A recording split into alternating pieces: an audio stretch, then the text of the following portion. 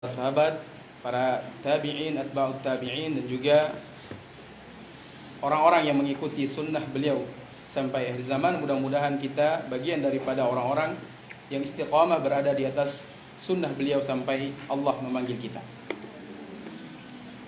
Yang kami hormati Abi selaku Mudir Am Yayasan Al-Ansor Maluku, yang kami hormati dan kami muliakan Ustadz Fauzan, mengawali daurah kita di pagi hari ini. Izinkan ana untuk memperkenalkan pemateri kita di pagi hari ini. Beliau adalah Ustadz Fauzan bin Ahmad. Beliau asli orang Liang, tapi beliau dakwah dan karir kehidupan beliau sehari-harinya itu di Kalimantan, tepatnya di Bengkayang, di Borneo. Dan beliau telah berkeluarga, memiliki seorang istri dan 2 orang anak. Kita doakan semoga Allah Subhanahu wa taala senantiasa menjaga beliau dan Allah Subhanahu wa taala senantiasa menjadikan beliau bermanfaat untuk Islam, kaum muslimin, terutama untuk keluarga beliau. Baik, untuk tidak membuang-buang waktu kita di pagi hari ini, mari sama-sama kita dengarkan, kita tulis, kita hadirkan hati kita untuk menyimak dengan sebaik-baiknya materi yang akan dipaparkan oleh beliau, yang sebagaimana telah kita umumkan tentang mengenal pentingnya tauhid dan bahaya syirik. Karena ini menjadi pelajaran atau poin penting dalam agama kita. Baik, demikian pembukaan kita di pagi hari ini. Untuk menghemat waktu, Anda persilakan kepada Ustadz untuk memulai daurahnya. Falyatafaddal mashkuran.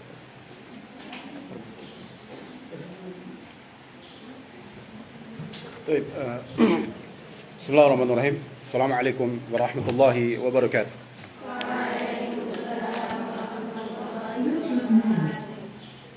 إن الحمد لله نحمده ونستعينه ونستهدي ونتوب إليه ونعوذ بالله من شرور أنفسنا ومن سيئات أعمالنا.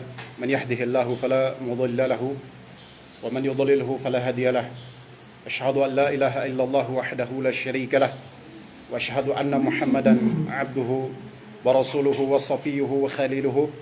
أدى الأمانة وبلغ الرسالة ونصح للأمة فكشف الله به الغمة. وصلى الله على رسولنا محمد صلى الله عليه وسلم وعلى آله وأصحابه ومن سار على نهجه إلى يوم القيامة. أما بعد، قال تعالى في كتابه الكريم: يا أيها الذين آمنوا اتقوا الله حق تقاته ولا تموتن إلا وأنتم مسلمون. وقال: يا أيها الناس اتقوا ربكم الذي خلقكم من نفس واحدة وخلق منها زوجها وبث منهما رجالا كثيرا ونساء واتقوا الله الذي تساءلون به والأرحام إن الله كان عليكم رقيبا. وقال: يا أيها الذين آمنوا اتقوا الله وقولوا قولا سديدا يصلح لكم أعمالكم ويغفر لكم ذنوبكم ومن يطع الله ورسوله فقد فاز فوزا عظيما. أما بعد، فإن خير الكلام كلام الله وخير الهدى هدى نبينا محمد صلى الله عليه وسلم وشر الأمور محدثاتها فإن كل محدثة بدعة وكل بدعة ضلالة وكل ضلالة في النار. أما بعد، أيتها الأخوات رحمني ورحمكن الله جميعا. Yang semoga Allah Subhanahu wa taala merahmati saya dan merahmati antunna semuanya. Pada kesempatan yang mulia ini insyaallah kita akan mengkaji terkait dengan mengenal pentingnya tauhid atau mengenal tauhid dan bahaya daripada kesyirikan kepada Allah Jalla fi'ula. Materi ini insyaallah kita ambil dari makalah ataupun buku yang sekitar 7 tahun yang lalu, kalau tidak salah sekitar segitu sebenarnya sudah mulai disusun, yang kami susun biidznillah ta'ala dengan judul Benteng Tauhid atau Hisnut Tauhid. InsyaAllah kita bahas terkait dengan mengenal tauhid dan bahaya daripada kesyirikan kepada Allah Subhanahu wa taala. terkait dengan pembahasan kita itu mengenal tauhid. Kenapa kita harus mengenal tentang tauhid? Karena tauhid itu sangat kita butuhkan dalam kehidupan kita. Terkait dengan kebaikan kehidupan kita di dunia maupun di akhirat. Terkait dengan kehidupan dunia kita ataupun kehidupan diniyah kita, agama kita, itu dia mau baik, harus ditopang oleh sesuatu yang baik. Dan perkara yang paling penting yang Allah Subhanahu wa taala kemudian kabarkan kepada kita, ya, tujuan daripada penciptaan kita yaitu apa? Karena tauhid ini. Sebagaimana Allah firmankan, "Wa ma khalaqtul jinna wal insa illa liya'budun." Dan tidaklah aku menciptakan jin dan manusia kecuali untuk beribadah kepadaku. Ibnu Abbas radhiyallahu taala anhu ketika menjelaskan tentang liya'budun, yaitu apa? Liwahidun, agar mereka mentauhidkanku. Maka kata para ulama berdasarkan ayat ini bahwasanya tauhid itu merupakan tujuan daripada penciptaan kita. Jadi kita diciptakan, alam semesta ini diciptakan. Manusia, jin, hewan, hatta sampai malaikat, alam semesta mulai dari yang besar sampai yang terkecil di dalam perut bumi atau yang ada di permukaan bumi ataupun yang ada di dalam lautan, itu semua tujuan penciptaannya satu, yaitu untuk mentauhidkan Allah Jalla fi'ula. Tujuannya adalah untuk mentauhidkan Allah Jalla fi'ula. Ya, makanya tauhid sangat penting dalam kehidupan kita. Apalagi ini terkait dengan keselamatan kita baik di dunia wal akhirah. Ketika kita ingin mendapatkan satu keselamatan, kita ingin mendapatkan satu kebahagiaan, maka yang harus kita bangun dalam diri kita pertama kali, awwalu syai', sesuatu yang pertama kali yang harus kita bangun dan kita perhatikan dalam diri kita adalah tauhid kepada Allah Subhanahu wa taala. Adalah tauhid kepada Allah Subhanahu wa taala. Ya. Sebagaimana Allah Subhanahu wa taala kabarkan dalam Al-Qur'an bahwasanya walau anna ahlal qura amanu wattaqau la fatahna 'alaihim barakatin minas sama'i wal ardh. Kalau seandainya satu penduduk negeri mereka ingin mereka beriman dan bertakwa. Beriman itu bertauhid. Takwa puncak daripada perealisasian terhadap tauhid kepada Allah Subhanahu wa taala. Maka Allah janjikan apa? La fatahna 'alaihim barakatin minas sama'i wal ardh. Maka niscaya kami akan bukakan bagi mereka pintu-pintu keberkahan daripada langit maupun daripada bumi. Jadi kalau kita ingin mendapatkan satu kebahagiaan yang langgeng baik di dunia kita maupun di akhirat kita, maka kita harus bertakwa pada Allah Subhanahu wa taala. Ya. Karena kebahagiaan itu kita akan dapatkan keberkahannya dengan apa? Dengan tauhid kepada Allah Jalla fi'ula. Sebagaimana Al-Imam Ibnu Daqiq Al-Eid mengatakan bahwasanya berkah itu apa? Berkah itu ziyadatul khair wa dawamuhu. Bertambahnya kebaikan dan langgengnya kebaikan tersebut. Ketika kita ingin kebahagiaan itu langgeng dalam diri kita, kita ingin kebahagiaan di dunia kita, hatta sampai di akhirat kita, maka yang harus kita bangun pertama kali adalah kita mentauhidkan Allah Jalla fi'ula. Ketika kita ingin menghilangkan segala bentuk kesedihan yang ada di dalam diri kita, ketika kita ingin menghilangkan segala bentuk kesulitan di dalam diri kita, yang harus kita perhatikan adalah bagaimana kita membangun tauhid itu dalam diri kita. Sebagaimana Allah Subhanahu wa taala berfirman dalam surat Al-Talaq, "Wa may yattaqillaha yaj'al lahu makhraja wa yarzuqhu min haitsu la yahtasib." Dan barang siapa yang bertakwa kepada Allah Subhanahu wa taala, maka Allah Subhanahu wa taala akan berikan jalan keluar dari setiap masalah yang dihadapi. Syekh bin Baz rahimahullah taala ketika beliau menjelaskan tentang yaj'allahu makhraja, maka Allah Subhanahu wa taala akan berikan jalan keluar dari setiap masalah yang dia hadapi, yaitu apa? Akan menghilangkan kesulitan-kesulitan yang akan dia hadapi di yaumul qiyamah. Itu yang pertama. Kesulitan-kesulitan yang dia akan hadapi di yaumul qiyamah. Tentunya Allah Subhanahu wa taala dalam banyak ayat Al-Qur'an menjanjikan bagi pelaku tauhid, orang-orang yang bertauhid, kebahagiaan baik di dunia maupun di akhirat. Hadis-hadis Nabi SAW banyak menyebutkan tentang hal ini. Maka kita harus menjaga tauhid kita. Ini yang melatar belakangi. Kemudian yang kedua, kenapa kita harus membahas tentang bahaya syirik? Karena kesyirikan terjadi banyak di sekitar kita. Kesyirikan begitu banyak. Kita kalau kembali, kita ini semua dari kampung ya kan? Kita berasal dari kampung. Kalau kita kembali ke kampung halaman kita atau negeri kita atau desa kita, ya kan? Maka kita akan dapatkan di sana begitu banyak terjadi kesyirikan kepada Allah Subhanahu wa taala. Yang paling ma'ruf di tengah kita apa? Adanya kuburan keramat. Betul apa tak betul? Betul ya? Hak. Alaysa kadzalik? Bala. Banyak sekali kuburan keramat. Kuburan yang diyakini memiliki apa? Karomah. Memiliki karomah. Sehingga banyak orang datang ke situ dengan keyakinan khurafat seperti ini.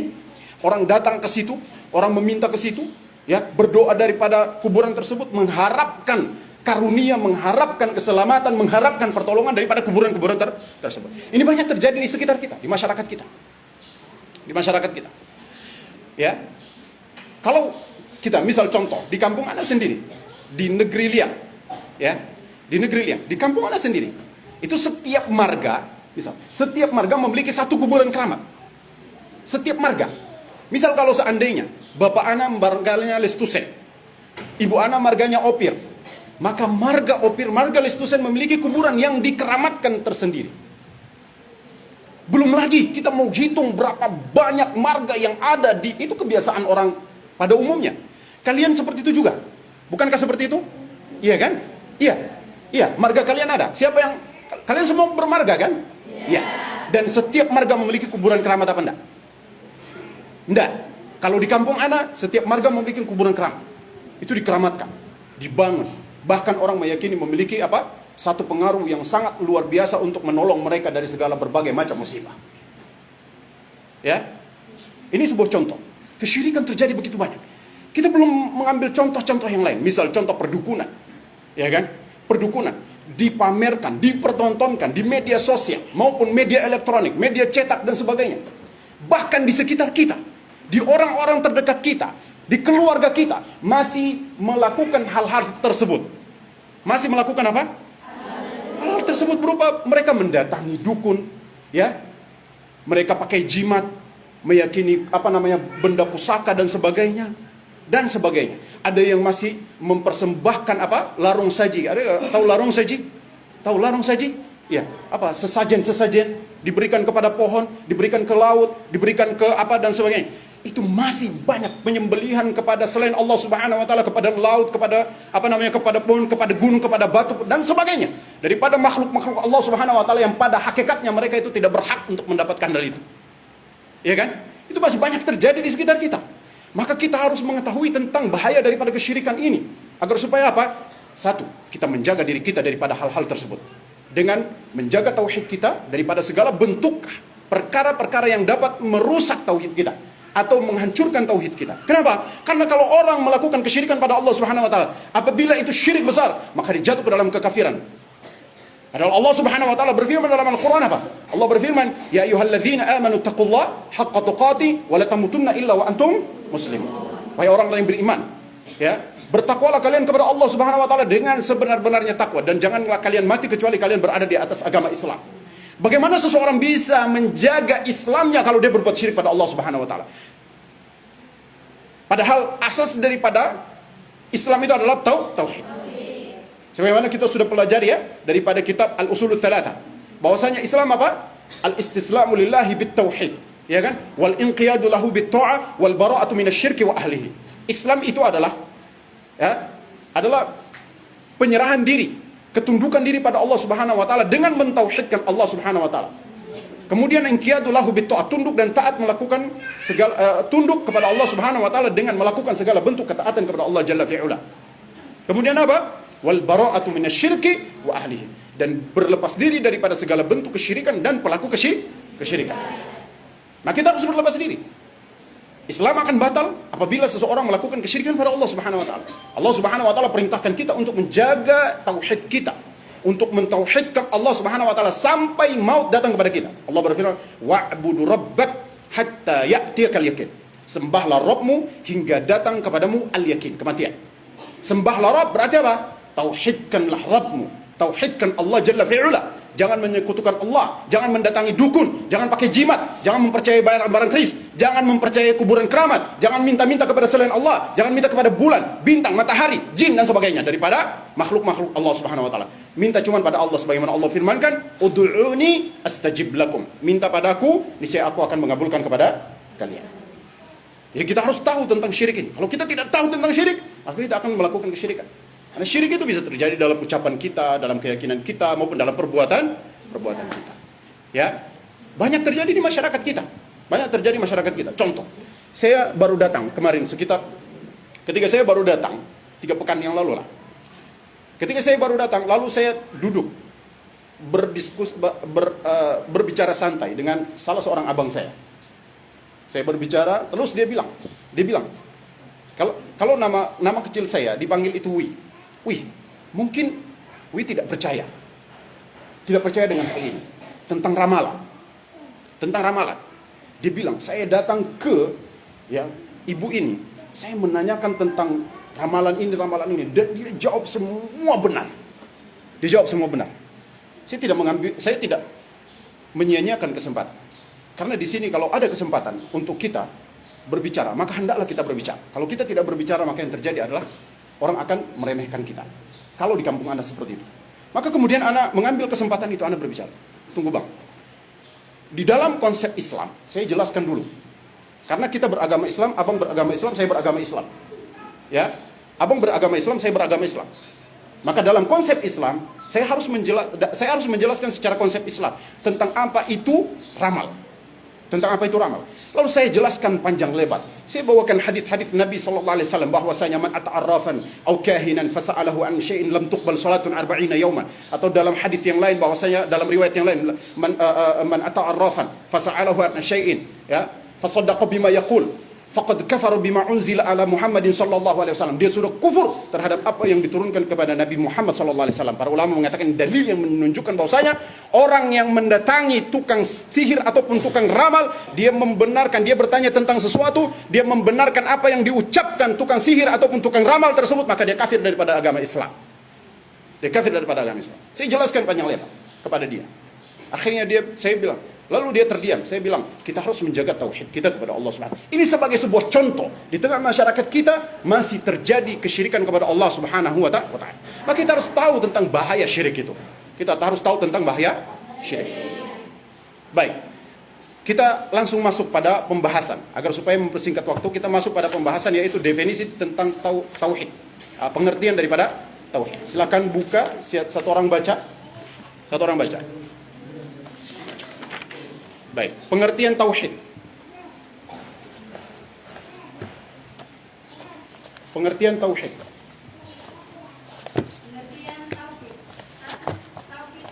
Dalam makna umum. Tauhid dalam makna umum adalah mengesahkan Allah Subhanahu wa taala pada apa yang merupakan kekhususannya bagi Allah Subhanahu wa taala. Hal ini mencakup 3 jenis tauhid yang telah dijabarkan oleh para ahli ilmu. Baik. Cukup? Baik, jadi tauhid dalam makna umum.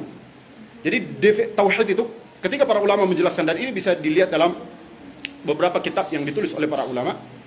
Di antaranya kitab Al-Madkhalu li Dirasatil Aqidati Ahli Sunnati wal Jamaah, kalau tidak salah.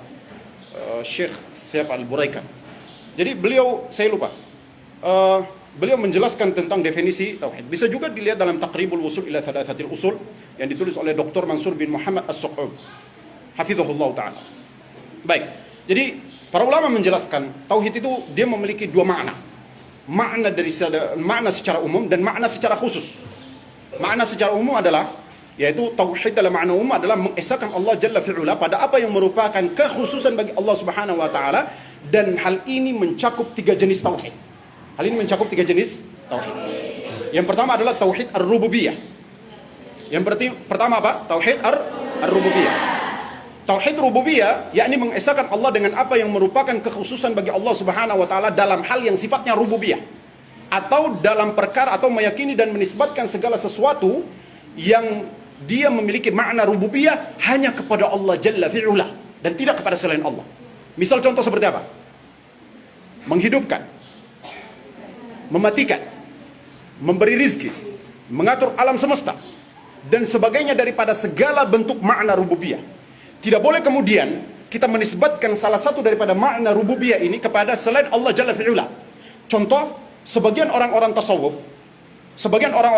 gulat, ataupun sufi gulat, ya, yang batiniyah, maka mereka berkeyakinan bahwasanya sebagian daripada wali-wali mereka, misal wali kutub, wali yang sudah mencapai tingkatan kutub, kata mereka, kalau dia sudah mencapai tingkatan kutub, maka dia bisa mengatur sebagian urusan daripada alam semesta ini selain daripada Allah Jalla fi'ula. Itu sebagian ya tarekat-tarekat sufi seperti itu. Yang mereka meyakini ada beberapa tingkatan hakikat ma'rifat dan terakhir syariat, apa Ustaz? Syariat, tarekat ma'rifat, hakikat ma'rifat. Ya. Jadi mereka meyakini kalau seandainya sudah mencapai tingkatan hakikat dan ma'rifat, maka guru-guru mereka itu bisa mengatur sebagian urusan selain daripada Allah. Misal seperti rizki, keselamatan dan sebagainya. Sehingga kita dapatkan mereka, kalau mereka berdoa kepada guru-guru mereka. Mereka mengagungkan dengan meminta kepada guru-guru mereka. Baik meminta rizki, meminta keselamatan, kesembuhan daripada penyakit dan sebagainya dalam kesulitan yang mereka hadapi. Ini sebagai sebuah contoh. Ya, kenapa? Karena keyakinan mereka, guru mereka bisa mengatur sebagian urusan selain daripada Allah Jalla fi'ula. Dan ini adalah kekafiran kepada Allah Jalla fi'ula dalam hal rububiyah. Kalau orang sudah kufur dalam hal rububiyah, otomatis pasti melakukan kekufuran dalam hal al-uluhiyah, yaitu ibadah kepada selain Allah Jalla fi'ula. Baik, ini sebagai sebuah contoh. Jadi kalau ada orang meyakini bahwasanya ya sebagian makhluk ataupun alam semesta ini selain daripada Allah Subhanahu wa taala, maka mereka jatuh ke dalam kekafiran. Orang kafir Quraisy saja, mereka tidak menyekutukan Allah Subhanahu wa taala dalam masalah ini. Bahkan ketika mereka ditanya, "Wa man yudabbirul amra?" Siapakah yang mengatur alam semesta? Mereka mengatakan apa? Allah Jalla fi'ula. Allah kabarkan dalam Al-Qur'an di dalam surat Al-Mu'minun, "Qul limanil ardu wa man fiha in kuntum ta'lamun sayaquluna lillah." Mereka mengatakan apa? Ketika ditanyakan kepada mereka, katakan kepada mereka, "Qul limanil ardu wa man fiha." Kepemilikan untuk siapa kepemilikan apa? Bumi ini dan apa yang ada di atasnya. Maka mereka mengatakan apa? Allah Subhanahu wa taala. Orang kafir Quraisy. Ya. Maka di sini.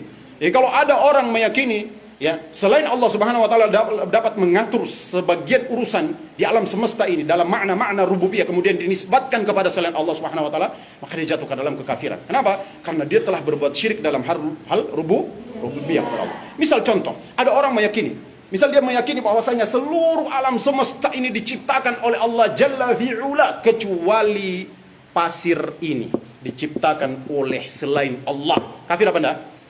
Kafir. Hatta sampai satu pasir, hatta sampai satu batu, hatta sampai satu tumbuhan.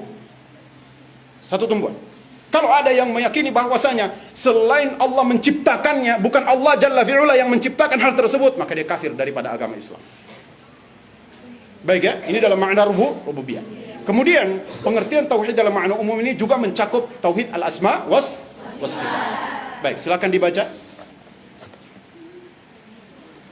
Tauhid asma was sifat. Kedua, tauhid asma dan sifat, yakni mengesahkan Allah Azza wa Jalla dengan segala nama dan sifatnya yang telah Allah tetapkan bagi dirinya di dalam Al-Quran, maupun apa yang telah Nabi-Nya Shallallahu Alaihi Wasallam tetapkan baginya.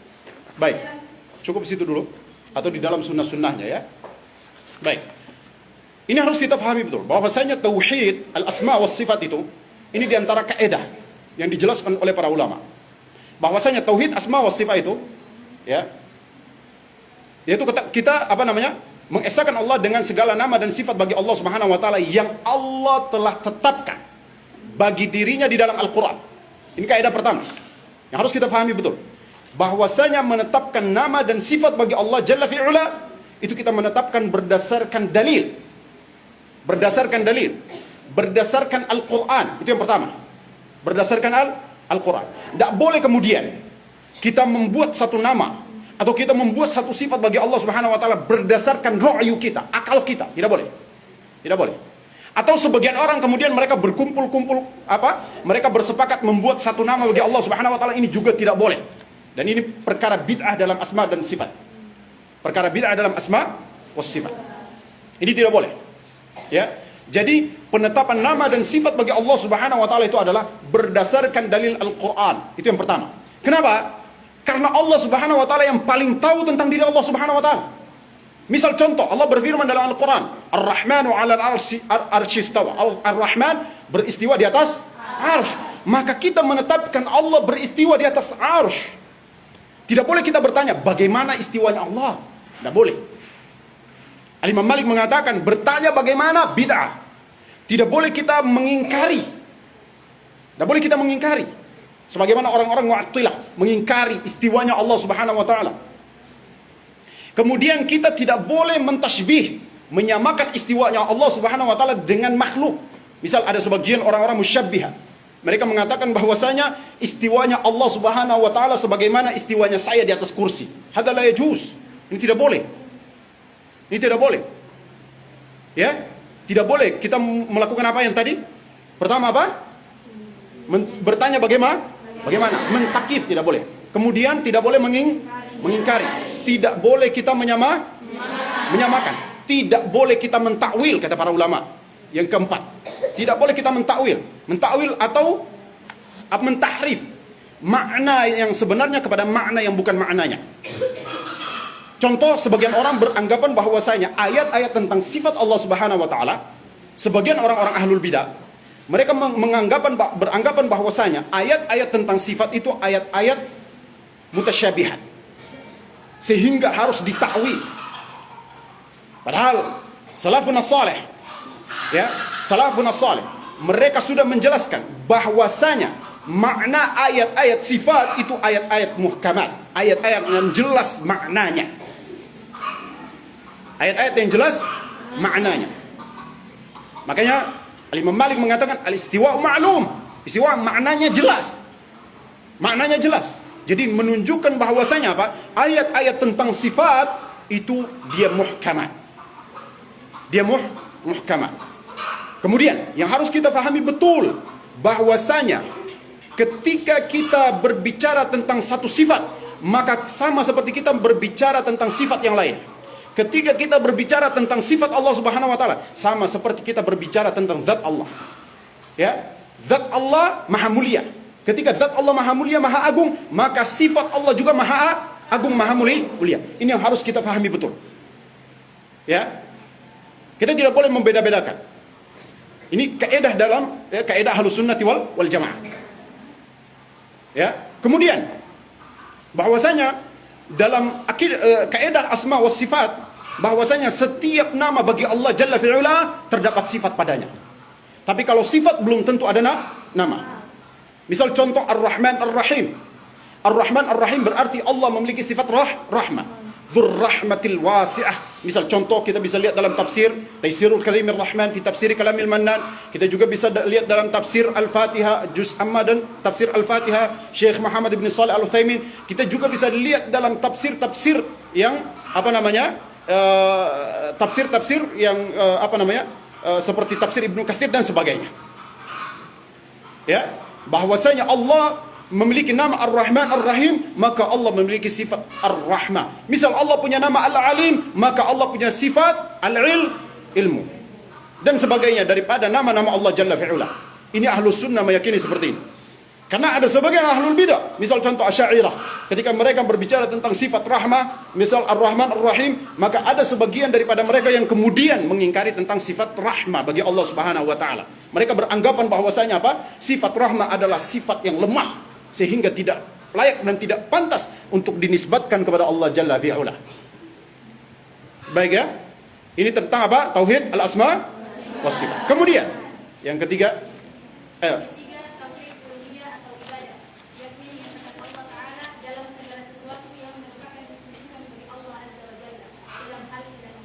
baik. Inilah yang menjadi prioritas semua para nabi dan rasul dari Allah SWT. Begitu juga diturunkan di Al-Quran serta ia merupakan sebab menciptakan alam semesta ini. Baik. Saya minum dulu ya. Saya ngomong terlalu cepat atau gimana? Kita ngejar waktu. Cepat. Bagus. Asal paginya terus begitu. Siap. Saya kalau saya kalau ngajar memang seperti ini biasa. Kalau orang timur ngomong suaranya ndak naik, kayaknya ndak sah sebagai orang timur ya. Apalagi orang yang seperti ya. Siap Ustaz. Bismillah.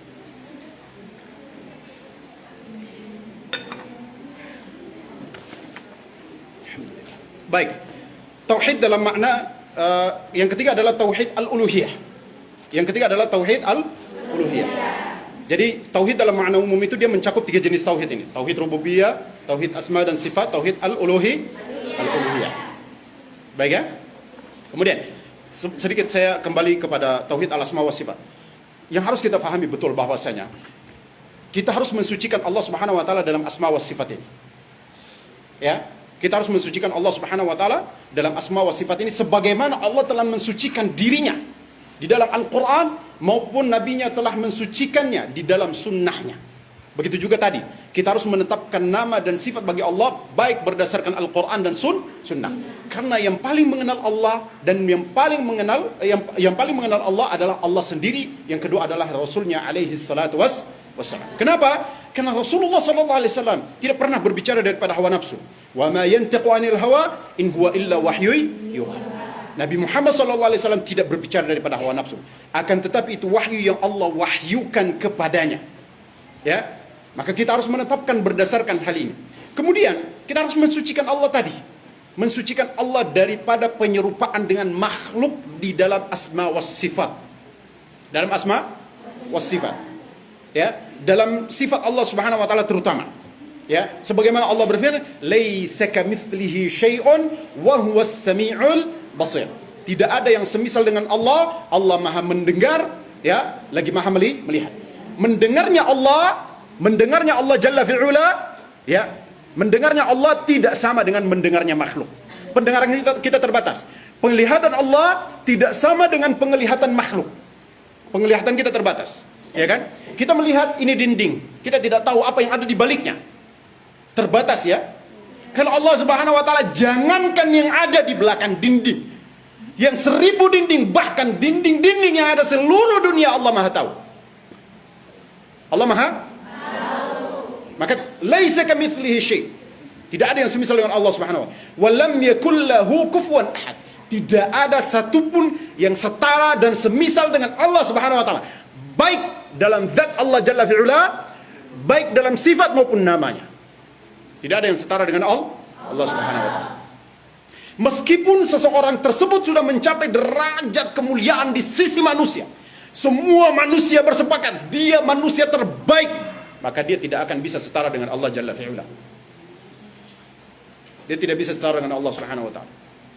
Ya, kita harus mensucikan Allah Jalla fi'ula. Kemudian tauhid al-uluhiyah. Ini tauhid al-uluhiyah. Jadi masuk dalam makna umum ini tauhid al-uluhiyah. Apa itu tauhid uluhiyah? Jadi sebagaimana yang sudah dibacakan tadi, bahwasanya mengesahkan Allah Subhanahu wa taala dalam apa yang merupakan kekhususan bagi Allah dalam hal ibadah atau uluhiyah atau ilahiyah. Jadi kita menetapkan bagi Allah Subhanahu wa taala apa yang Allah Subhanahu wa taala telah tetapkan bagi dirinya, itu terkait dengan masalah ibadah. Masalah ibadah. Dan ini kita bahas dalam pembahasan dalam tauhid dalam makna khusus. Tauhid dalam makna khusus. Allah Subhanahu wa taala berfirman, wa'budullaha wa la tusyriku bihi syai'an. Sembahlah Allah, tauhidkan Allah dan jangan sekutukan Allah dengan sesuatu apapun. Al-Imam sahabat Ibnu Abbas radhiyallahu ta'ala anhu ketika menjelaskan tentang makna wa'budullaha atau terkait dengan makna perintah untuk ibadah kepada Allah Subhanahu wa taala di dalam Al-Qur'an, maka dia bermakna mentauhidkan Allah Jalla fi'ula. Baik ya?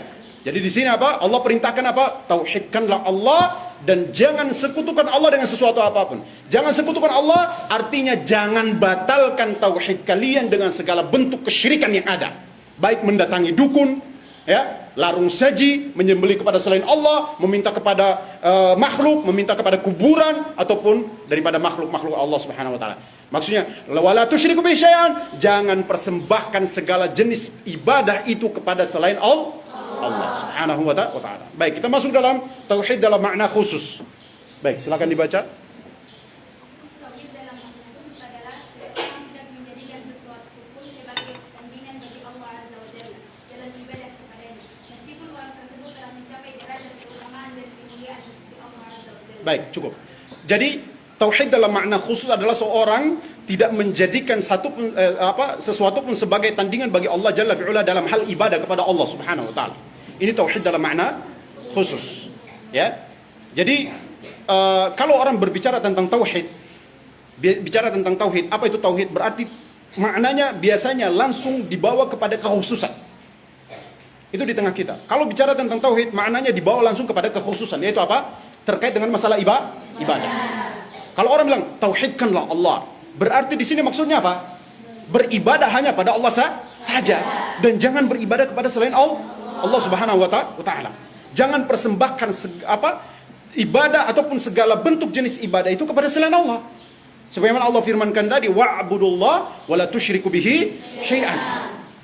Meskipun orang tersebut telah mencapai derajat kemuliaan di sisi Allah, misal contoh seorang nabi atau seorang rasul yang diutus, atau malaikat, ataupun wali, maka meskipun mereka mencapai derajat kemuliaan di sisi Allah Jalla fi'ula, tidak boleh kita beribadah atau tidak boleh kita kemudian mempersembahkan ibadah kepada mereka, tidak boleh.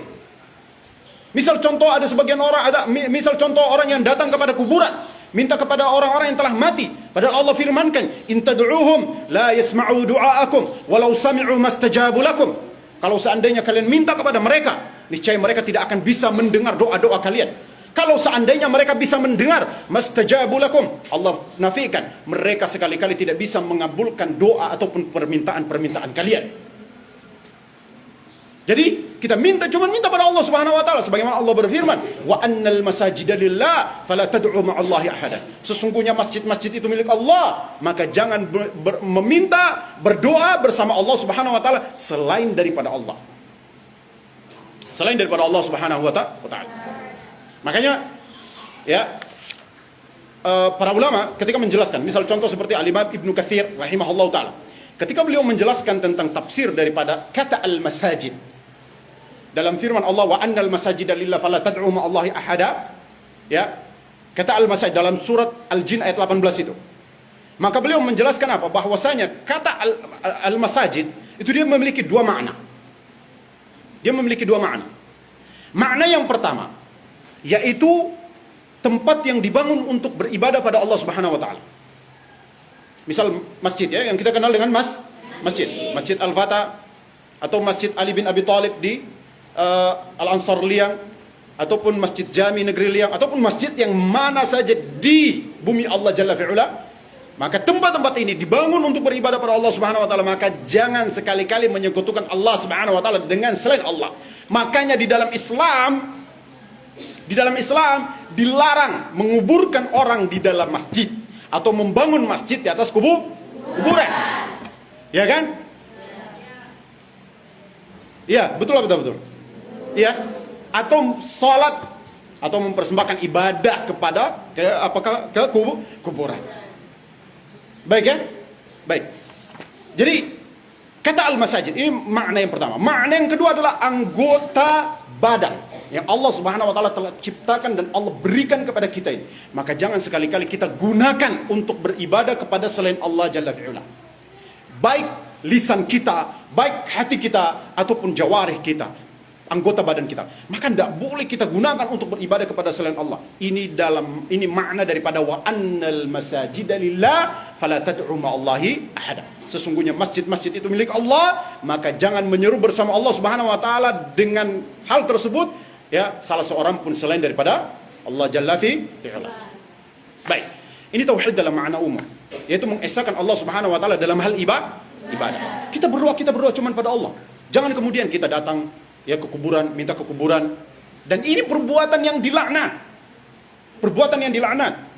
Ini bisa dibaca dalam kitab Tahdhirus Sajid min Ittikhadhi Quburil Masajid karya Syekh Muhammad Nasiruddin Al-Albani, ketika beliau membawakan hadis-hadis. Misal contoh hadis yang pertama yang beliau bawa daripada Sahih Muslim, ya, yang diriwayatkan dari Abu Hurairah, ya, Abu Hurairah meriwayatkan daripada ibunda Aisyah radhiyallahu taala anha, bahwasanya Nabi sallallahu alaihi wasallam bersabda, la'anallahu al-yahuda wan nasara ittakhadhu qubur anbiya'ihim masajida.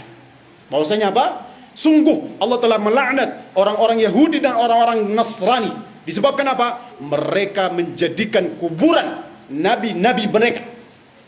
Kuburan nabi-nabi mereka. Kalau kita sekarang apa? Kuburan orang-orang saleh. Kebanyakan umat Islam menjadikan kuburan orang-orang saleh sebagai masjid. Maksudnya apa? Sebagai masjid. Masjid itu tempat apa? Ibadah ya? Mempersembahkan ibadah. Ibadah itu kemudian dipersembahkan kepada kuburan. Atau apa? Kuburan itu dijadikan tempat untuk beribadah. Baik ya? Jadi seperti itu. Maka Allah Subhanahu wa taala melaknat mereka. La'nallah. Apa makna laknat? Laknat itu ba'uda min rahmatillah.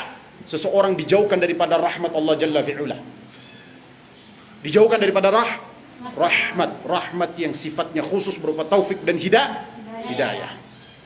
Allah alam bissawab. Jadi ini tauhid dalam makna khusus ya, yaitu kita mengesahkan Allah Subhanahu wa taala dalam apa atau kita tauhid dalam makna khusus adalah seseorang tidak menjadikan sesuatu sebagai tandingan bagi Allah Jalla fi'ula dalam hal ibadah kepada Allah. Meskipun orang tersebut telah mencapai derajat keutamaan dan kemuliaan di sisi Allah. Tidak seorang nabi, tidak juga seorang malaikat ataupun wali. Ataupun wali. Ya, wallahu alam bissawab. Kemudian baca di halaman 10. Baca di halaman 10. Halaman 10. Tauhid dalam makna khusus inilah yang dimaksudkan di dalam Al-Quran sejak awal hingga akhir Al-Quran. Ibnu Qayyim Al-Jauziyah berkata, Al-Quran seluruhnya berkaitan dengan masalah tauhid, karena Al-Quran terkadang adalah sebuah perintah untuk beribadah kepada Allah dan meninggalkan segala kesyirikan. Terkadang adalah sebuah penjelasan berupa balasan bagi ahli tauhid dan pelaku kesyirikan. Dan terkadang berkaitan dengan hukum-hukum halal dan haram. Dan semua ini termasuk dalam dari hak-haknya tauhid. Terkadang adalah kisah-kisah tentang para rasul dan umat-umat mereka serta apa yang didapatkan di antara mereka dari berbagai kebusukan. Adapun semua ini tidak lain adalah balasan tauhid dan syirik. Baik ya. Jadi tauhid dalam makna khusus inilah yang dimaksud di dalam Al-Quran dari awal sampai akhir dalam hadis-hadis Nabi sallallahu alaihi wasallam. Kalau kita baca Al-Quran dari surat Al-Fatihah, coba baca tafsir. Alhamdulillahirabbil alamin. Pada nama Allah saja sudah mengalahkan kita untuk mentauhidkan Allah dalam uluhiyah. Baik ya. Sampai dengan surat An-Nas, maka dia tujuannya untuk mentauhidkan Allah Jalla fi'ula dalam tauhid makna khusus ini. Para nabi alaihi wassalatu wassalam ketika mereka diutus, diturunkannya Al-Quran, diutusnya para nabi dan rasul, semua tujuannya untuk apa? Untuk mentauhidkan Allah Subhanahu wa taala dalam tauhid makna khusus ini, yaitu dalam hal ibadah. Nabi Nuh alaihissalam pertama kali diutus. Ya, pertama kali Nabi Nuh alaihissalam diutus. Lihat Allah firmankan dalam suratul Mu'minun, ya, walaqad arsalna Nuhan ila qaumihi faqala ya qaumi ibudullah ma lakum min ilahin ghairu afala tattaqun. Sungguh kami telah mengutus Nuh kepada kaumnya. Kemudian Nuh dia berkata kepada kaumnya, ya qaumi ibudullah, wahai kaumku, tauhidkanlah Allah, ibadah hanya pada Allah, jangan menyekutukan Allah Subhanahu wa taala dengan Wat, Suwa, Yaghutha, Ya'uqa dan Nasra. Ya kan? Kita bisa lihat dalam surat Nuh itu ya. Baik kan? Bahwasanya apa? Wa'budullah ma lakum min ilahin ghairuh afala tattaqun. Tidak ada bagi kalian sesembahan selain daripada Allah. Kenapa kalian tidak bertakwa? Kenapa kalian tidak bertakwa?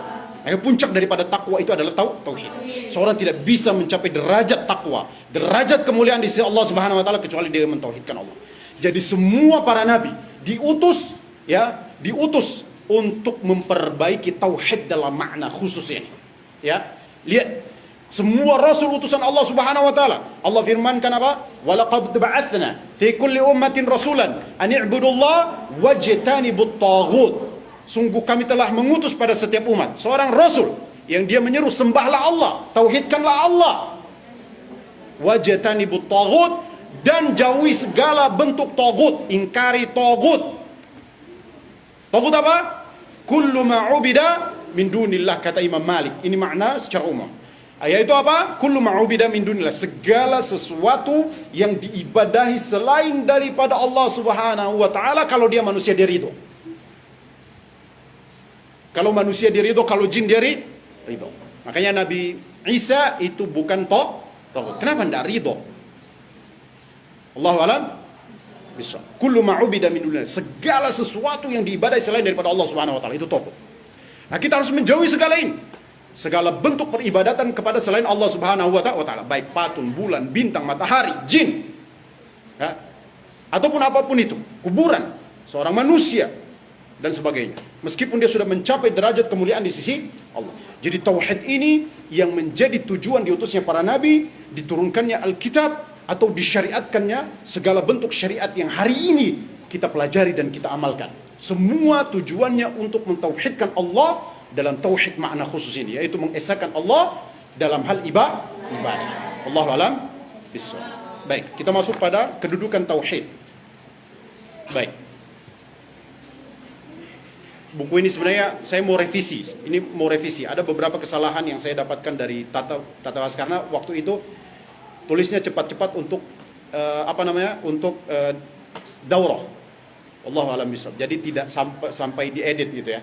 Baik, nanti ini mau diperbaiki insyaallah. Semoga bisa kita kaji lagi nanti insyaallah pertemuan berikutnya lagi. Baik. Silakan lanjut kedudukan tauhid. Kita break dulu ya. Break dulu sebentar. Break dulu. Istirahat dulu. Kalian boleh minum, silakan. Takut nanti kalian terlalu tegang gitu ya. Nanti tidak fokus gitu. Baik, silakan break. Ada air minum, silakan minum. Oh, kalian puasa? Sudah, kita break sebentar. Istirahat sebentar.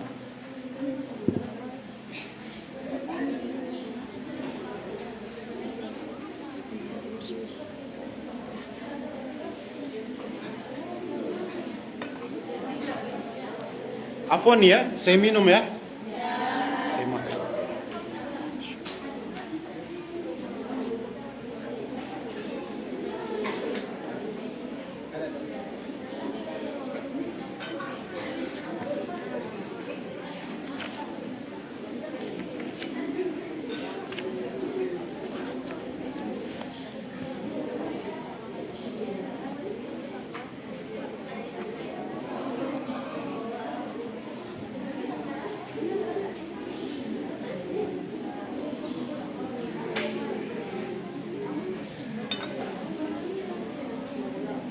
Lima menit ya.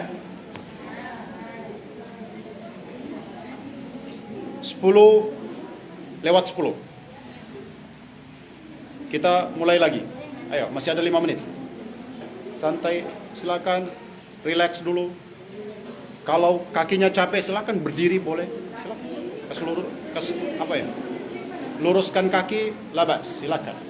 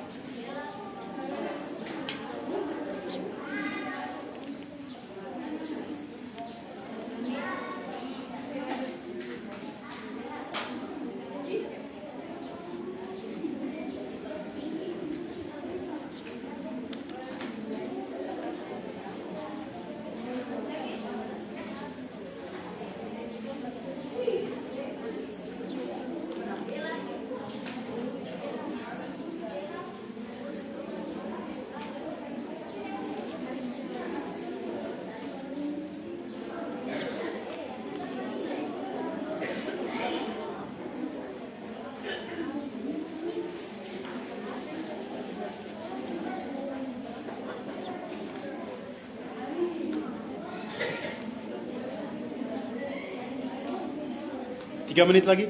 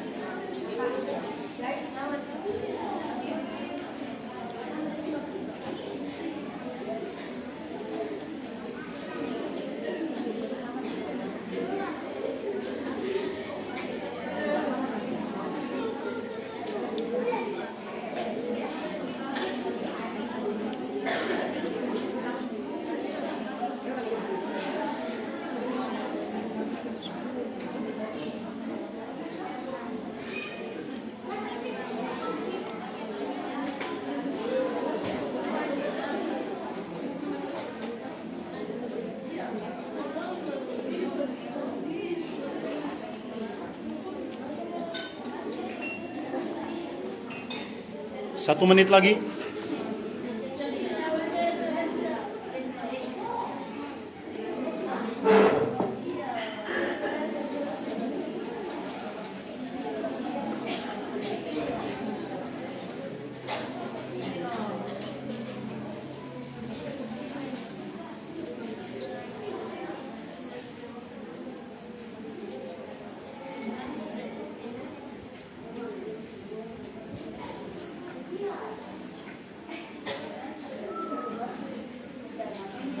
Baik. Ini enggak fungsi. Enggak fungsi.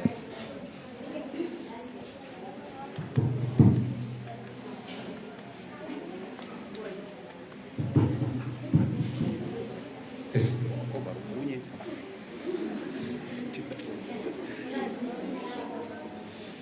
Tim, kita mulai lagi, kita masuk.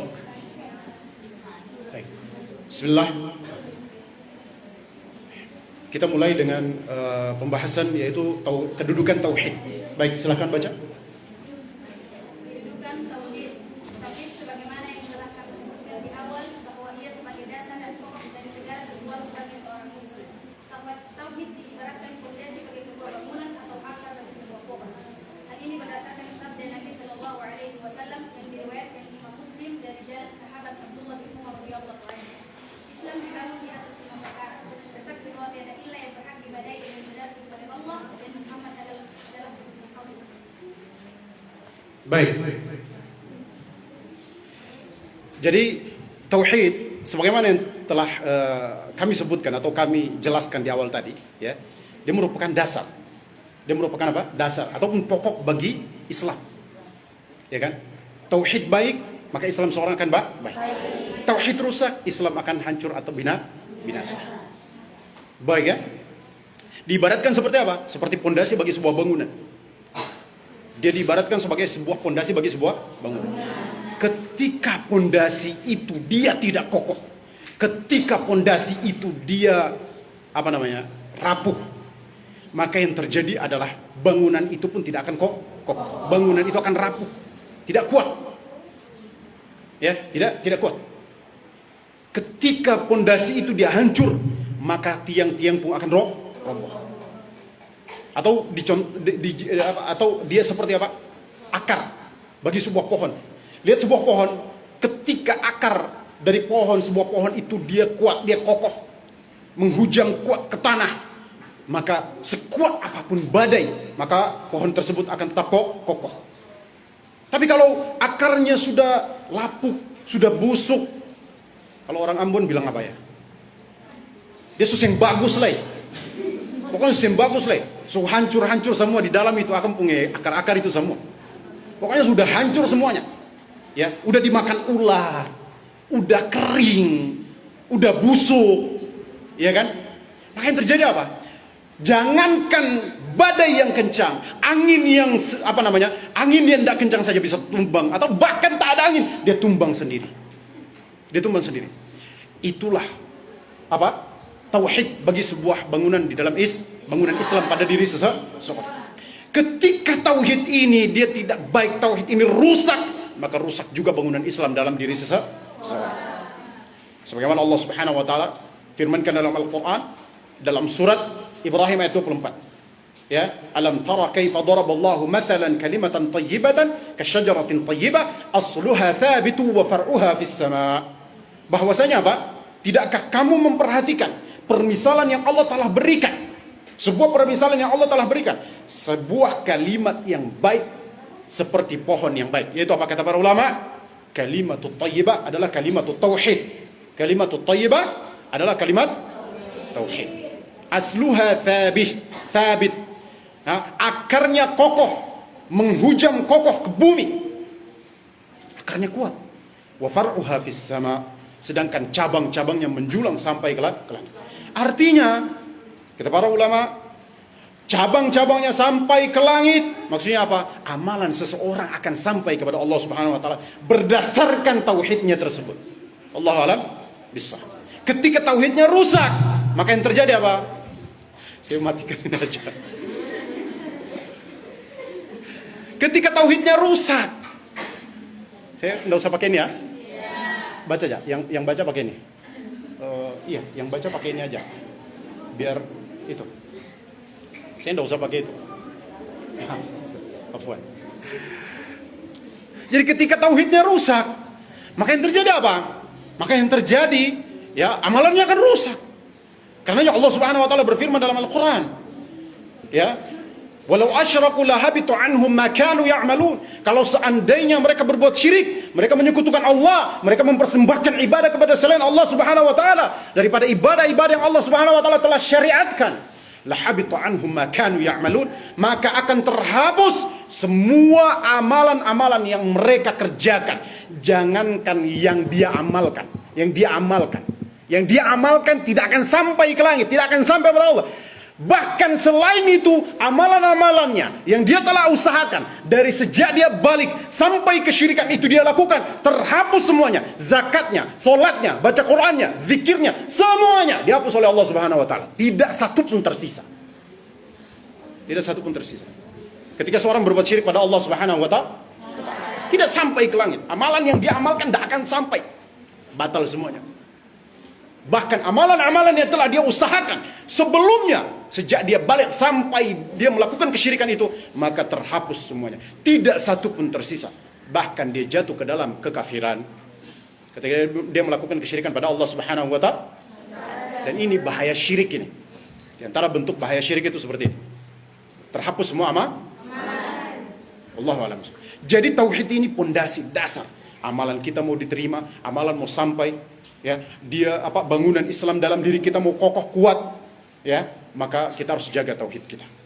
Kita harus jaga tauhid kita. Ketika seorang melakukan kesyirikan, maka dia sudah menghancurkan dan merobohkan bangunan tauhid bangunan Bangunan Islam dalam dirinya. Amalan tidak akan diterima oleh Allah, bahkan semua amalan terhapus. Jika dia mati dalam kesyirikan, maka yang terjadi apa? Dia mati dalam kesyirikan, berarti dia meniadakan tauhid dalam dirinya, hatta sampai dia mati, maka Allah Subhanahu wa taala haramkan atas dia syurga. Faqad harramallahu alaihi al-jannah wa ma'wahu an-nar. Sungguh Allah telah mengharamkan baginya syurga dan tempat kembali dia adalah neraka jahanam. Bahkan Allah firmankan dalam surat Al-Bayyinah Innal ladzina kafaru min ahli al-kitab wal musyrikina fi nari jahannam khalidina fiha. Mereka kekal di dalamnya. Orang-orang kafir dari ahlul kitab dan orang-orang yang menyekutukan Allah, maka tempat kembali mereka adalah neraka jahanam. Mereka kekal di dalamnya dan mereka adalah seburuk-buruk makhluk, kata Allah Subhanahu wa taala.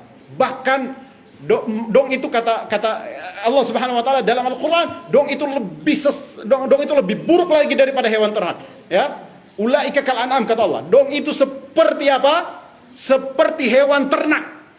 Balhum adall. Bahkan dong itu lebih sesat lagi daripada hewan ternak. Makanya Bet sampai bilang, kalau nih orang kafir, kalau dia kufur pada Allah Subhanahu wa taala, kalau hewan dia masuk ke kebun orang yang dia makan pucuk-pucuknya. Tapi kalau manusia yang kufur, yang bermaksiat, yang durhaka pada Allah Subhanahu wa taala, dia masuk ke kebun orang, dia ambil daunnya, dia ambil batangnya, sampai yang di dalam tanah dia cabut semuanya. Makanya Allah bilang balhum adall. Jadi buruk sekali. Itu orang-orang kafir pada Allah Subhanahu wa ta'ala. Baik ikhwan, akhwat fid din, rahimani wa rahimakumullah jami'an. Jadi ini dasar. Tauhid itu dia perkara yang paling asas, yang paling pokok, yang paling mendasar yang harus kita jaga. Sebagaimana pondasi bagi sebuah bangunan, sebagaimana akar bagi sebuah pohon. Jadi bangunan Islam itu dia mau kokoh, dia mau kuat dalam diri kita. Bangunan Islam itu dia mau langgeng sampai kita mati, sebagaimana wasiat Allah kepada kita untuk menjaga keislaman sampai mati. Atau wasiat Nabi Ibrahim ya kepada anak-anaknya itu agar supaya menjadi muslim sampai mati, maka harus menjaga dasar ini, yaitu tauhid. Pondasi. Kita harus jaga betul. Kita harus jaga betul. Wallahu alam. Karena dia asas dan dia pokok bagi ya apa? Kita ya, atau bagi amalan kita, bagi bangunan Islam kita ya, yang Allah Subhanahu wa taala perintahkan kita untuk menjaganya sampai kita mati. Wallahu alam bissawab. Sebagaimana Allah berfirman, wa'budu rabbak hatta ya'tiyakal yakin. Sembahlah Rabbmu hingga datang kepadamu al-yaqin. Baik, kita masuk pada urgensi tauhid. Kita ringkas-ringkas saja ya. Tidak usah itu. Baik. Lanjut baca urgensi tauhid. Urgensi tauhid. Banyak perkara yang menunjukkan urgen dari pentingnya tauhid bagi kehidupan individu, kelompok ataupun secara umum kepada masyarakat, lingkungan serta yang lainnya. Terutama bagi seorang muslim maupun gaib kepada Allah Azza wa Jalla. Di antara hal-hal yang melatar belakangi urgensi tauhid adalah sebagai berikut. 1. Tauhid merupakan kunci kebahagiaan dunia dan akhirat. Baik. Jadi tauhid ini sangat penting dalam diri kita. Baik secara individu ataupun secara kelompok. Ya, ataupun secara kehidupan bermasyarakat secara umum, baik secara ruang lingkup terkecil ataupun ruang lingkup yang sangat besar. Maka tauhid ini sangat penting. Tauhid ini sangat penting. Baik, di antara perkara yang melatar belakangi urgens atau pentingnya tauhid bagi diri kita ataupun secara umum, yaitu apa? Tauhid merupakan kunci kebahagiaan dunia dan akhirat. Saya mau tanya kalian. Kalian pengen bahagia apa enggak? Kan pengen bahagia enggak? Kita semua pengen bahagia ya? Siapapun. Kalian antuna tanya orang paling durhaka di muka bumi sih. Orang paling durhaka di muka bumi, kalau seandainya dia masih hidup, yaitu Firaun, kalau dia masih hidup, manusia paling durhaka di muka bumi. Firaun, kalau ditanyakan pada dia mau bahagia apa enggak? Pasti jawabannya iya. Tanya tuh preman-preman yang ada di pasar, tanyakan kepada mereka, nak masuk neraka atau masuk surga? Nak bahagia atau susah? Atau sengsara? Semua jawab pengen bahagia, kehidup kita semua. Tak ada manusia satupun di muka bumi ini yang pengen, saya kalau hidup saya pengen susah sekali dalam kehidupan itu. Tidak ada. Tidak ada. Iya. Ada orang yang jawab gitu? Orang tak waras itu ya. Fitrahnya sudah rusak. Ya. Setiap daripada kita itu pengen bahagia. Setiap daripada kita itu pengen bahagia. Ya, wallahu alam bissawab. Dan dasar kebahagiaan di dalam Islam itu adalah tauhid. Dasar kebahagiaan dalam Islam itu adalah tauhid. Kebahagiaan yang dia bukan hanya kebahagiaan yang semu. Orang bisa membeli kesenangan, tapi tidak bisa membeli kebahagiaan. Bisa enggak kita beli kesenangan? Bisa. Bisa. Iya kan? Beli mobil sedang apa enggak? Tapi mobil itu membahagiakan dia apa enggak? Tiap bulan dia mikir, kredit ini ya Allah 7 juta. Susah hati dia. Orang bisa membeli kesenangan, senang bisa dibeli, tapi kebahagiaan tidak bisa dibeli. Kebahagiaan itu milik Allah Jalla fi'ula. Dan dasar kebahagiaan dalam Islam itu adalah dasar kebahagiaan yang langgeng sampai dengan kita mati, sampai di akhirat adalah mentauhidkan Allah Jalla fi'ula. Sebagaimana Allah berfirman, alladzina amanu wa lam yalbisu imanahum bidzulmin ulaika lahumul amn wa hum muhtadun. Orang-orang yang beriman. Siapa orang-orang yang beriman? Kata Imam Ibnu Katsir, mereka adalah orang-orang yang mengikhlaskan ibadah mereka hanya pada Allah saja. Orang-orang yang bertauhid.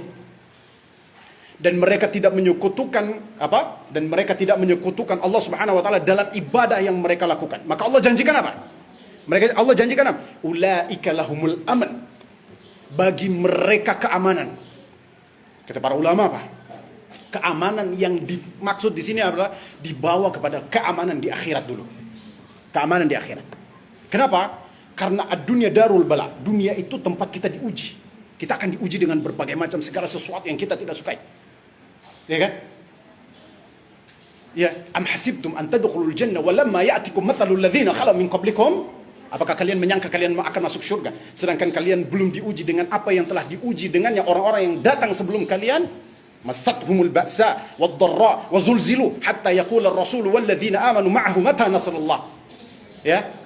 Mereka ditimpa berbagai macam masalah, berbagai macam sesuatu yang mereka tidak sukai sampai mereka itu guncang.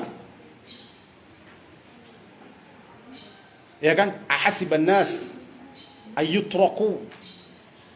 Apakah manusia mereka menyangka setelah mereka mengatakan kami beriman wahum la yuftanun, kemudian mereka tidak diuji. Jadi kita akan diuji. Di dunia ini tempat kita diuji. Darul bala. Makanya kita sakit, ya kan? Ya, kita gundah, ya kan? Kadang-kadang sedih ataupun apa. Ada di sini manusia yang tidak pernah sedih. Ada yang tidak pernah sakit. Tidak pernah sakit. Ada daripada kita yang tidak pernah sakit. Kita akan diuji. Maka keamanan yang dimaksud di sini dibawa kepada keamanan di akhirat dulu. Keamanan di akhirat. Wallahu a'lam bishawab. Maka ulaika lahumul aman. Allah janjikan bagi mereka keamanan. Keamanan. Ad-dunya sijnul mu'min wa jannatul kafir. Dunia apa? Penjara bagi seorang mukmin dan jannah bagi seorang kafir. Surga bagi seorang kafir. Karena mereka mau melakukan apa pun silahkan. Kita dibatasi dengan syariat. Allah alam. Allah alam. Tapi itu sebab kebahagiaan kita yang langgeng, yang kita akan bawa daripada dunia sampai akhirat. Allah alam. Maka Allah janjikan ulaika lahumul aman, bagi mereka keamanan. Keamanan di mana dulu? Di akhirat dulu. Makanya lihat, ada 7 golongan yang mendapatkan naungan di sisi Allah Subhanahu wa taala. 7 golongan tersebut yang disebutkan dalam hadis riwayat Tirmidzi, ya, bahwasanya apa? Mereka mendapatkan naungan di sisi Allah Subhanahu wa taala. Di antaranya syabun nasya'a fi ibadatillah. Seorang pemuda yang dia tumbuh ataupun pemudi yang dia tumbuh dalam beribadah pada Allah, mentauhidkan Allah. Dalam beribadah pada Allah Subhanahu wa taala, maka dia mendapatkan keamanan di akhirat. Allah memberikan naungan kepada dia. Allah janjikan. Bahkan nanti disebutkan, ya, dalam hadithul bitaqah. Hadithul bitaqah, dalam hadis yang diriwayatkan Imam Ahmad dalam musnadnya, Al-Imam Tirmidzi dalam sunannya, bahwasanya yub'atsu rajulun yaumal qiyamah tu'radu alaihi a'maluhu fi sijillat kullu sijillin maddal basar mamlu'atan bis sayyi'at. Bahwasanya apa? Nanti dibangkitkan seorang laki-laki di hari kiamat. Dibangkitkan di hari kiamat. Kemudian diperlihatkan kepada dia amalan-amalan dia. Ya. Perlihatkan kepada di sijillat, dalam lembaran-lembaran buku catatan amal dia. Kullu sijillin maddal basar. Setiap lembaran itu sejauh mata memandang. Sejauh mata memandang berarti tidak ada pembatas. Kalau kita lihat di lautan bebas, tak ada pulau, tak ada kapal, itu namanya sejauh mata memandang. Itu sejauh mata memandang. Mamlu'atan bisayyi'at, dia dipenuhi dengan keburukan, kata Nabi sallallahu alaihi wasallam. Tapi kemudian apa? Kemudian Allah Subhanahu wa taala meletakkan buku, Allah Subhanahu wa taala meletakkan hal itu di dalam neraca timbangan. Kemudian diberikan diletakkan bitaqah. Bitaqah itu satu kartu kecil yang tertulis padanya la ilaha illallah, yang dia ucapkan mukhlis min qalbihi, daripada hatinya dia ikhlas, dia jujur dalam mengucapkannya. Maka yang terjadi apa? Bitaqah itu mengalahkan lembaran-lembaran buku catatan amal yang penuh dengan keburukan tersebut. Syaratnya dia mentauhidkan Allah, dia tidak menyekutukan Allah, dia tidak melakukan dosa kesyirikan, ya, yang dia lakukan hanyalah dosa-dosa selain daripada kesyirikan. Maka bitaqah tauhid itu menjadikan apa? Amalan-amalan tersebut dia menjadi apa? Amalan-amalan keburukan itu dihapus oleh Allah Subhanahu wa taala. Kalah. Baik, ya. Ini keamanan yang Allah janjikan, Allah berikan. Bahkan orang yang mendapatkan masuk surga tanpa hisab adalah orang-orang yang bertauhid.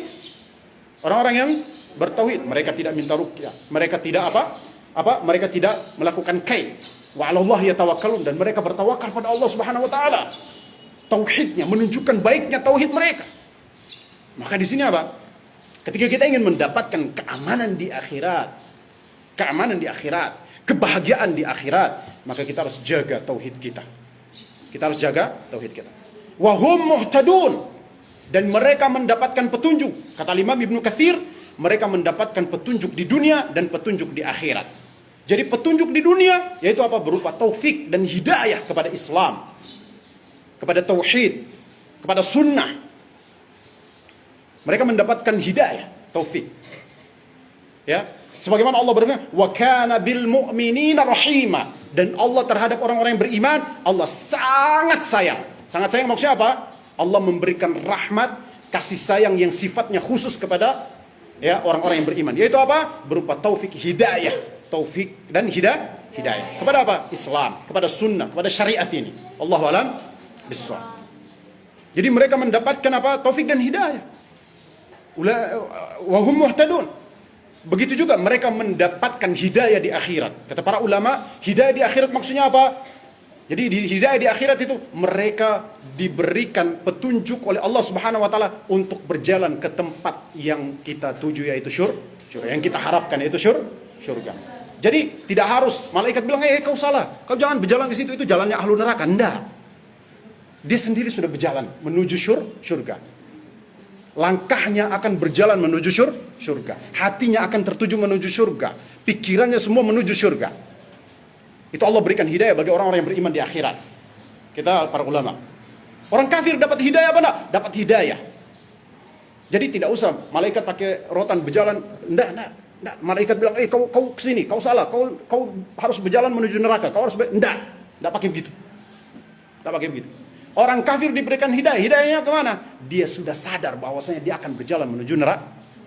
Langkahnya menuju neraka. Seperti itu. Wahum muhtadun, dan mereka mendapatkan hidayah di dunia kata para ulama dan di akhirat. Allahu a'lam bishawab. Jadi kalau kita ingin bahagia dunia dan akhirat, kita harus apa? Kalau kita ingin bahagia di dunia, kita harus cari taufik Allah, hidayah dan petunjuk daripada Allah Subhanahu wa taala. Allahu a'lam bishawab. Baik, kemudian lanjut. Allah berfirman, "Walau anna ahlal qura amanu wattaqau la fatahna alaihim barakatin minas sama'i wal ardh." Kalau seandainya satu penduduk negeri mereka ingin mereka beriman dan bertakwa, maka niscaya kami akan bukakan pintu-pintu keberkahan daripada langit maupun daripada bumi. Apa yang turun daripada langit, apa yang tumbuh daripada bumi, apa yang mereka lakukan di permukaan bumi, maka Allah berikan keberkahan. Ya, keberkahan dalam rumah tangga mereka, keberkahan dalam ilmu mereka, keberkahan dalam pertanian mereka, keberkahan dalam usaha mereka, dan ini semua kita harapkan apa enggak? Itu sebab-sebab daripada kebahagiaan apa enggak? Ya, sebab-sebab kebahagiaan. Allah alam sah. Ya kan? Kita pengen pekerjaan kita langgeng kan? Baik kan? Tidak ada masalah kan? Tauhid kepada Allah Jalla fi'ala. Allah alam bissawab. Baik ya. Kemudian lanjut. Yang kedua, tauhid merupakan asas sebuah ibadah yang mana ibadah tidak akan dianggap dan tidak diterima ketika hilang tauhid daripadanya. Bahkan lebih dari itu akan dihapus segala amalan orang yang dibutuhkan Allah Azza wa Jalla. Iya. Jadi jelas ya, tauhid merupakan asas ibadah. Jadi ibadah itu tidak akan diterima oleh Allah Subhanahu wa taala kecuali berdasarkan tauhid tadi. Ya.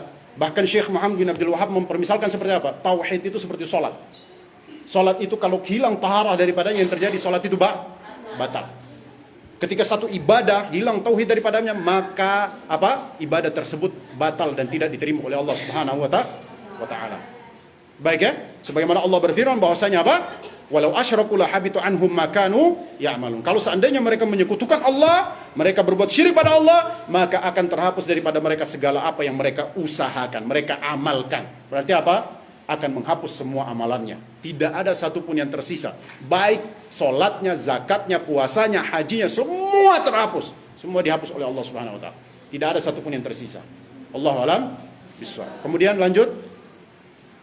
Yang ketiga, bahwa Allah Azza wa Jalla telah menciptakan alam semesta ini dengan tujuan untuk mentauhidkan Allah Azza wa Jalla. Ya, jadi Allah menciptakan kita, Allah menciptakan alam semesta dari makhluk yang terbesar sampai makhluk yang terkecil, semuanya tujuannya untuk mentauhidkan Allah Subhanahu wa taala. Tujuannya untuk mentauhidkan Allah Subhanahu wa taala. Ya, makanya Allah Subhanahu wa taala suruh kita